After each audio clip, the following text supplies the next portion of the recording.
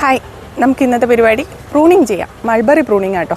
ബാ, ഇതാട്ടോ എൻ്റെ ഡ്രമ്മിൽ വെച്ചിരിക്കുന്ന മൾബറി പ്ലാന്റ്. ഇത് നാടൻ മൾബറിയാണ്. ബ്രസീലിയൻ മൾബറി വേറെ ഉണ്ട്. നമുക്ക് ആദ്യം ഇതിനെ ഒന്ന് പ്രൂൺ ചെയ്ത് കൊടുക്കാം.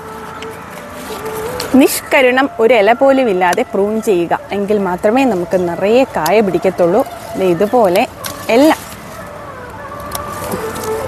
വലിയ തണ്ടും കുഞ്ഞു തണ്ടുകളും എല്ലാം പ്രൂൺ ചെയ്ത് വിടുക.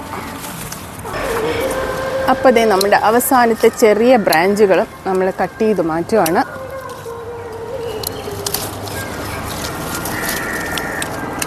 ഇതാണ് ഫൈനലി നമ്മൾ പ്രൂൺ ചെയ്ത് നിർത്തിയത്.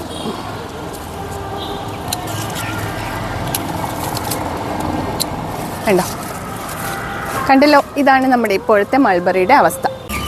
അത് കട്ട് ചെയ്തതിന് ശേഷം സപ്പോർട്ടിങ് വളമായിട്ട് NPK ഇത്രയും മതിയാവും കേട്ടോ. NPK ഒരു സ്പൂണിലെടുക്കുക. ഒരിക്കലും NPK ചെടിയുടെ ചുവട്ടിലിടരുത്. ചുവട്ടിൽ നിന്ന് മാറിയിട്ട് ഇട്ട് കൊടുക്കുക. എന്നിട്ട് നന്നായി വെള്ളം ഒഴിച്ചു കൊടുക്കുക. ഇതലിയുന്ന വിധം നന്നായി വെള്ളം ഒഴിച്ചു കൊടുക്കുക.